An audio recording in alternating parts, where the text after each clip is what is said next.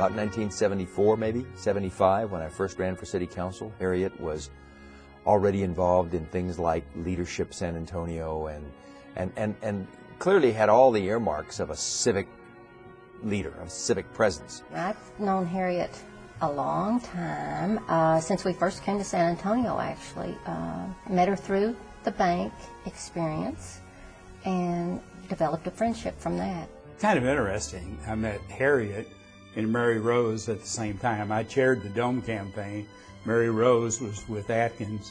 She headed the public relations, and Harriet was our chief fundraiser because it was a referendum and voters had to vote on the Dome.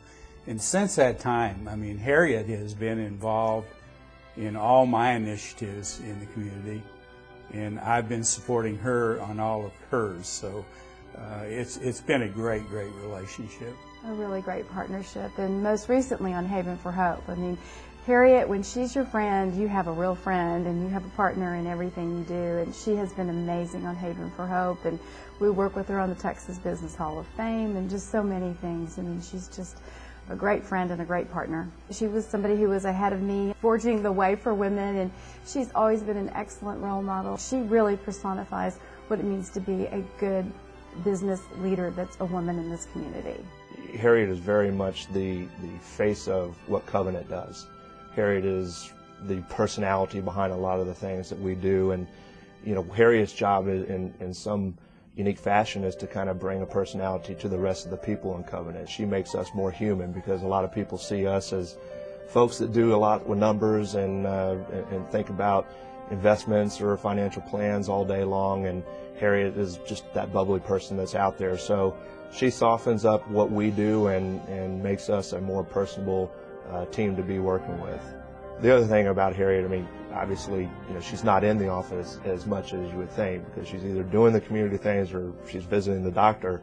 But when she is here, most of the time you can't not forget to hear her because she's always on the phone talking to somebody down at the end of the office. She's had to go through some medical challenges that were very painful. I mean, many another person would have just quit and said, I don't need to be this involved in the community. I just need to go sit somewhere and rest somewhere. But not Harriet. If her life had paralleled her limitations and functions, she's gone way beyond that. She's overcome tremendous adversity to get where she is. That's the measure of a successful life. She's completely comfortable with who she is and her disabilities. I have never seen Harriet in a bad mood. I mean, here's someone who has had a lot of health problems. She's had over 200 operations. I mean, every time you see her, she's got her arm or a leg in a cast. She never even tells you she's going to have the operation, and she thinks nothing of it. But she is such a happy person. Yeah, she takes a licking and keeps on ticking.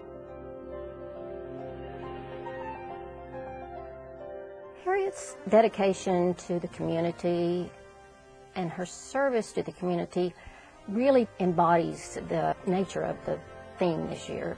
She's worked with Girls Inc., the Children's Shelter, the San Antonio Literacy that she developed and is helping children every day. In the years when she was creating San Antonio Youth Literacy, no one of the traditional civic leadership got it because it was so generous, so selfless, so recognizing of the need to deal with the poor and less fortunate in San Antonio. And at that time, people gave their civic energies to things that were either the arts or culture or chamber of commerce related. All good things, but she chose to create something that would change the life for people at the bottom of the social heap in San Antonio. And frankly, it was not understood, not particularly respected, and she had to swim against the tide. But Harriet, in her inimitable, irrepressible, never quit spirit, just kept raising the money, putting the events together, and dealing with the children. And I'm sure there are hundreds, if not thousands, of young people in San Antonio who went on from literally the margins of society, illiteracy, lack of educational performance, to real accomplishments because of the path that Harriet put them on. That absolutely never quit commitment to those children through San Antonio Youth Literacy defined her in a way that is memorable to me. Not only does she give her time and energy, but she gives her heart, and she's very fond of, you know, the kids in the community as well as the adults that she spends a lot of time with. So something like the Girl Scouts is something that she is pretty passionate about because she has a chance to give to that next generation. Spends a ton of her time making sure that the community is taken care of to the best of her abilities or the abilities of those that she knows that she can bring to the table.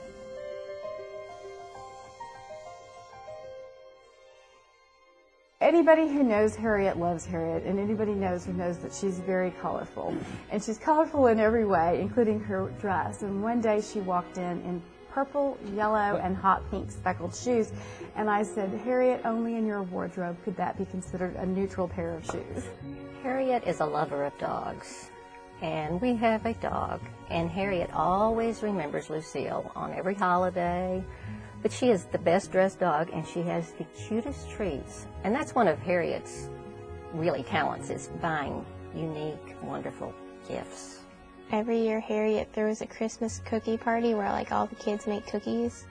You know, I think about a couple things that we've done that prove Harriet is not a sports person.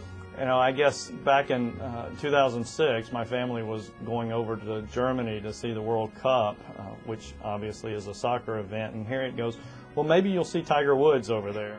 It's also never just a doctor visit. There's always, when she leaves, another job for me that has nothing to do with medicine. Would you mind calling so-and-so to do this? Except she doesn't say, would you mind? Bubbly, persistent, and just resilient from all the things that she's dealt with over her career. Thoughtful, caring,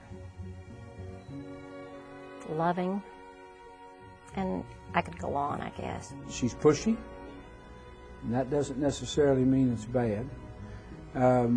She's a very, very, very hard worker. And above and beyond that, I think she has integrity. Caring, determined, and sometimes stubborn. Helpful, friendly, passionate, amazing.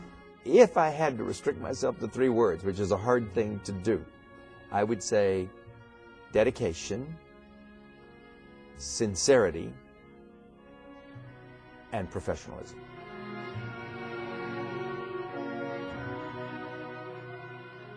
Well, Harriet, congratulations on the Trefoil Award. You deserve it. And it's such an honor to be a part of this because you've been such a good friend to me in every way. And congratulations, and thanks for all you do.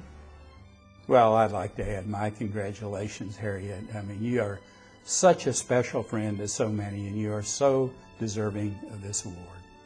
Harriet, congratulations on winning the Trefoil Award. I hope there will be many more in the future. I just hope my assignments are going to come to a close. Harriet, congratulations. We are so proud of you for earning this Trefoil Award. And thanks for all you've done for Girl Scouts. From all of us at Covenant, but particularly from Kevin and I, we would really like to say thank you to Harriet and congratulations on winning the Trefoil Award for 2010. Harriet, my friend, congratulations.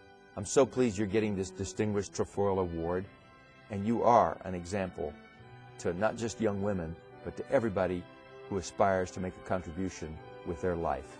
You've touched San Antonio immensely. Thank you.